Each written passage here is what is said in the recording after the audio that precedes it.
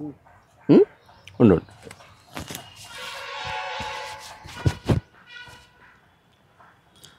దేవునికి స్తోత్రం. యేసుక్రీస్తు నామములో మీ అందరికీ వందనాలు తెలియజేస్తాం. మనం దేవుని వాక్యమును ధ్యానం చేద్దాం. మార్క్సు వార్త 12వ అధ్యాయము 24వ వచనము. అందుకు యేసు, మీరు లేఖనములను గాని దేవుని శక్తిని గాని ఎరగకపోవటం వల్లనే పొరబడుచున్నారు. ప్రభునందు ప్రియమైన వాళ్ళారా, అనేక మంది దైవ సేవకులు సైతం పొరబడిపోతున్నారు. మనం జీవితంలో తడబడకుండా పొరబడకుండా కరెక్ట్ అయిన విధానంలో రైట్ వేలో మనం ప్రయాణం చేయాలంటే మనం అసలు దేవుడు ఏం చెప్తున్నాడు, దేవుని వాక్యమో ఏం చెప్పబడుతుంది, దైవ చిత్తం ఏంటి అనే దాన్ని మనం తెలుసుకోవాలి. లేకపోతే మనం ఎల్లప్పుడూ కూడా తడబడిపోయేవారము, పొరబడిపోయేవారము, దైవాన్ని ధిక్కరించి మన ఇష్టానుసారమైన మార్గాల్లో మనం వెళ్ళిపోయేవారం కావాలి. వెళ్ళిపోయేటువంటి వారం అవుతాం. అనేక మంది నేటికి కూడా మరి తప్పుడు డాక్ట్రిన్స్, తప్పుడు సిద్ధాంతములను నెలకొల్పుతూ ప్రజల్ని తప్పు త్రోవలో నడిపిస్తున్నారు. ఎందుకంటే బైబిల్ గురించి మనం గమనిస్తే యోహాను రాసిన పత్రికలో ఒక మాట ఉంది. ఎవడైనా ఈ బోధన తేక మీ వద్దకు వచ్చిన ఎల్లా వానితో శుభమాని చెప్పవద్దు, వాన్ని మీ ఇంట చేర్చుకునవద్దని బైబిల్లో రాయబడింది. కాబట్టి దేవుడు నియమించిన వాటిని, దేవుడు ఏర్పరచని వాటిని నేడు అనేకులు అనుసరిస్తున్నారు. మరి అలాగా దేవుడు నియమించిన వాటిని లేక దేవుడు ఏర్పరచనటువంటి వాటిని మనం అనుసరిస్తే మనం ధన్యులం కాగలమా? దైవానికి ప్రియమైన ప్రజలుగా బ్రతకగలమా? కాబట్టి ప్రభునందు ప్రియమైన వాళ్ళరా, దేవుని యొక్క లేఖనం అంటే వాక్యం ఏం చెప్పబడుతుంది అనే దాన్ని మనం తెలుసుకోవాలి. యేసు ప్రభు వారు వాళ్ళు అడిగిన ప్రశ్నకి యేసయ్య జవాబు చెప్తూ ఉన్నాడు. అయ్యా, పునరుద్ధానమందు ఆ స్త్రీ ఎవరికి భార్య అవుతుందయ్యా అని అన్నప్పుడు యేసు ప్రభు అంటున్నాడు, మీరు లేఖనములను కానీ దేవుని శక్తిని కానీ ఎరగకపోవటం వల్లనే పొరపాటు.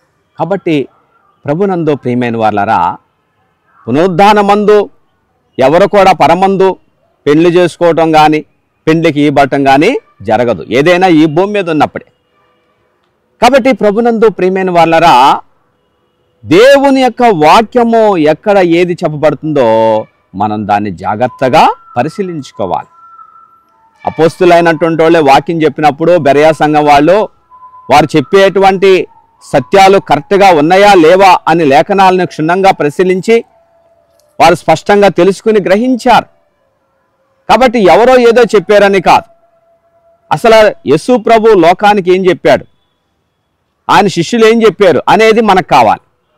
ఎప్పుడైతే యేసుక్రీస్తు చెప్పిన మాటలను మనం విని అవలంబిస్తామో, ఎందుకంటే మోషే అంటున్నాడు, ఇదిగో నా వంటి ఒక ప్రవక్తను మీ సహోదరులను మీ కొరకు పుట్టించును, ఆయన మీతో ఏమి చెప్పిననో అన్ని విషయములలో మీరు ఆయన మాట వినవాలి.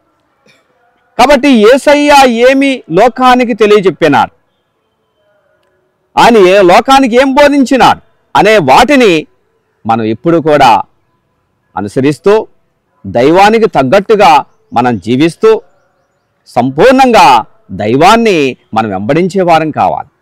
అలా కాకుండా మనుషుల కల్పితాలను మనం పాటిస్తే, వాళ్ళను ఆశ్రయిస్తూ అనుసరిస్తే వాళ్ళతో పాటు మనం కూడా నరకానికి వెళ్తాం.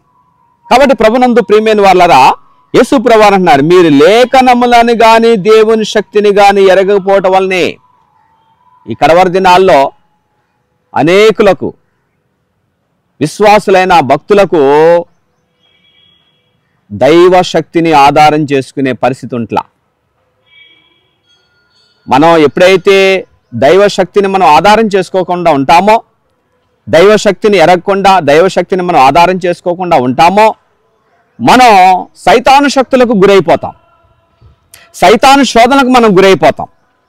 సైతాను శక్తుల్ని, సైతాను శోధనలు మనం జయించలేం, ఓటమి పాలైపోతాం. ఆఖరికి నరకాగ్నికి గురవుతాం. కాబట్టి దైవశక్తిని మనం ఎరగాలి. దైవశక్తి ఎంతో గొప్పది. ఈ కడవరి దినాల్లో అనేక మంది విశ్వాసాన్ని జారవిడిచి విశ్వాస భ్రష్టులైపోతున్నారు. కాబట్టి నీ విశ్వాసాన్ని నువ్వు కోల్పోకు. నీ విశ్వాసాన్ని నువ్వు జాగ్రత్తగా భద్రపరుచుకో. ఎందుకంటే పౌలు అన్నాడు, విశ్వాసమును కాపాడుకొంటిని. కాబట్టి దేవుడు నీకు ఏదైతే ఇచ్చి ఉన్నాడో దాన్ని నువ్వు జాగ్రత్తగా భద్రపరుచుకో. నువ్వు ధన్యుడవో ధన్యురాలు అవుతావు. దేవునికి ప్రియమైన భక్తిపరుడివి భక్తిపరాలు కాగలుగుతావు. నువ్వు అలా తెలుసుకోకుండా ఉంటే నీ జీవితంలో నువ్వు అవిశ్వాసానికి గురయ్యి సాతాను సంబంధిగా మారిపోవటానికి, ఆఖరికి నరకాగ్నికి గురవటానికి అవకాశమో ఉంది. కాబట్టి అలాంటి పరిస్థితికి మనం గురి కాకుండా ఉండాలి అంటే దైవ శక్తిని మనం గుర్తించేటువంటి వారము, ఆ దైవ శక్తిని మనం ఆధారం చేసుకుని దైవాన్ని ఆశ్రయించి నమ్మకస్తులుగా వాక్యాన్ని దైవ శక్తిని మనం ఆధారం చేసుకుని విశ్వాసమున కర్తయు దాన్ని కొనసాగించేటువంటి యేసయ్య తట్టు చూస్తూ మన విశ్వాస జీవిత యాత్రను మనం కొనసాగించే వారం కావాలి. దేవునికి స్తోత్రం. దేవుడి పరిశుద్ధ మాటలు దీవించును గాక. ఆమేన్.